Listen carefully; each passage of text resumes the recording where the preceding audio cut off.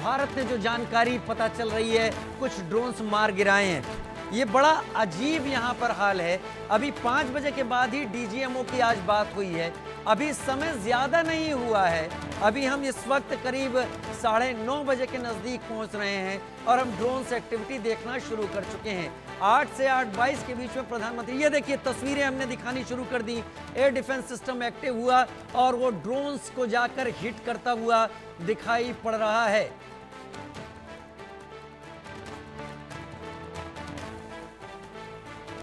ये तस्वीरें सांबा सेक्टर के पास से आ रही हैं। अजय जांडियाल मेरे साथ इस वक्त जुड़ गए हैं।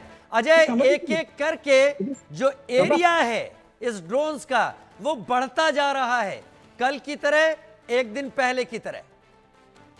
बिल्कुल राजीव, आप ठीक कह रहे हैं। जिस तरीके से ये हरकत पाकिस्तान की तरफ से फिर शुरू हुई है, और आपको बता दूं जो जानकारी है, लगभग 18 से 20 ड्रोन जो है अलग अलग इलाकों में स्पॉट किए गए हैं।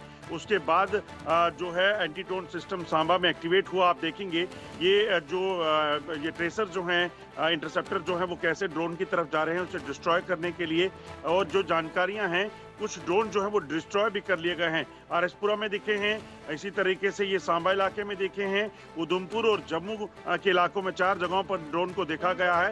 ये अपने आप में बताता है कि कितना गंभीर मामला है। और खासतौर पे पाकिस्तान दरअसल बुखराया हुआ है। पाकिस्तान को जिस तरीके से धोया गया है, पाकिस्तान को जिस तरीके से नुकसान हुआ है, पाकिस्तान दरअसल इन ड्रोन के जरिए अब इस इलाके की शायद रैकी करना चाहता है, जानकारी हासिल करना चाहता है कि यहाँ पर जो लोग हैं, सुरक्षा बलों के जवान हैं और लोग हैं, वो कहां पर हैं। और एक चीज आपको और बताऊं राजीव, जब हम लगातार पिछले कई दिनों से बॉर्डर पर रिपोर्टिंग कर रहे थे, जो लोगों ने खुद एक चीज को सेंस किया, लोगों का कहना था कि जिन इलाकों में बमबारी पाकिस्तान की तरफ से की गई है, वहां पहले ड्रोन को देखा जाता था, फिर वो ड्रोन गायब हो जाता था और उसके बाद थोड़ी देर में शेलिंग होती थी।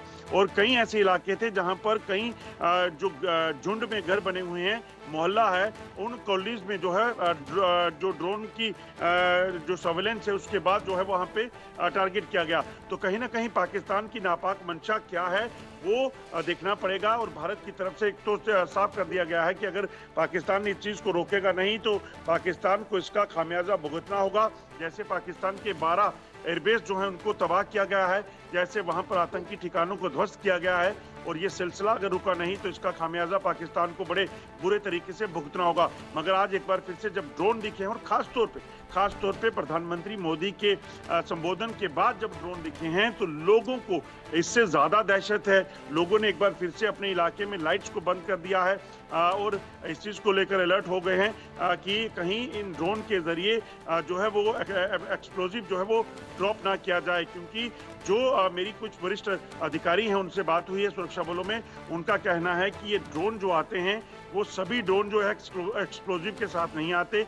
इनमें कुछ ड्रोन ऐसे हैं जिनके साथ एक्सप्लोजिव होता है, कुछ ड्रोन ऐसे पाए गए हैं जिनके साथ जो सर्वेलेंस इक्विपमेंट यानी कैमरास के साथ, नाइट विजन डिवाइसेस के साथ आते हैं। और इनका मकसद कहीं ना कहीं जम्मू कश्मीर के इलाकों की सर्वेलेंस करना हो सकता है। आप जहां पर मौजूद हैं अजय, वहां से क्या आपने कुछ ऐसी एक्टिविटी खुद देख ली वहां पर? देखिए मैं आपको बताऊं, ये आसमान के ऊपर जो